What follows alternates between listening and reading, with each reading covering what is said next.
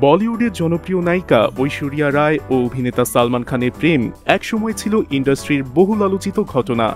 1999 সালে সঞ্জয় লীলা বনসালির ছবি হাম দিল দে চুকে সনামের সেট থেকেই শুরু হয়েছিল তাদের ঘনিষ্ঠতা।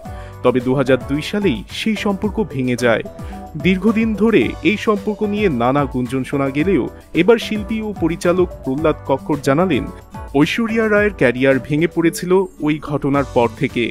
সম্পর্ক ভাঙার পর বলিউড ইন্ডাস্ট্রিতে ঐশ্বরিয়া একরকম এক ঘরে করে দেওয়া হয়েছিল। প্রায় সবাই সালমান খানের পক্ষ নিয়েছিলেন এবং ঐশ্বরিয়ার পাশে দাঁড়ানোর মতো কাউকে পাওয়া যায়নি। তিনি বলেন, ঐশ্বরিয়ার কাছে মনে হয়েছিল গোটা ইন্ডাস্ট্রি যেন তার বিপরীতে দাঁড়িয়ে গেছে, তার বিশ্বাস ভেঙে গিয়েছিল। এই পরিস্থিতি শুধু ব্যক্তিগত কষ্টেই সীমাবদ্ধ থাকেনি, বরং পেশাগত জীবনেও প্রভাব ফেলেছিল। প্রযোজক পরিচালকরা তার প্রতি অনীহা দেখাতে শুরু করেন। প্রহ্লাদ কক্করের ভাষায়, ঐশ্বরিয়া বুঝতে পেরেছিলেন তার ক্যারিয়ারের সুযোগগুলো সংকুচিত হচ্ছে, আর এর বড় কারণ ছিল সালমান খানের সাথে সম্পর্ক ভাঙা।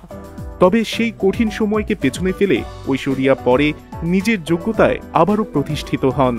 অভিষেক বচ্চনকে বিয়ে করার পরও তিনি নিয়মিত অভিনয় করেছেন এবং বহু জনপ্রিয় সিনেমা উপহার দিয়েছেন।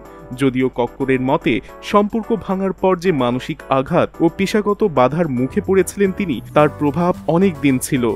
এই ঘটনা আবারও প্রমাণ করে বলিউডে ব্যক্তিগত সম্পর্ক অনেক সময় সরাসরি শিল্পীদের ক্যারিয়ারে প্রভাব ফেলে। ঐশ্বরিয়া রায় সেই প্রভাবের অন্যতম উদাহরণ, যিনি প্রতিকূল পরিস্থিতি মোকাবেলা করে আজও নিজেকে সফল অভিনেত্রী হিসেবে প্রতিষ্ঠিত করেছেন।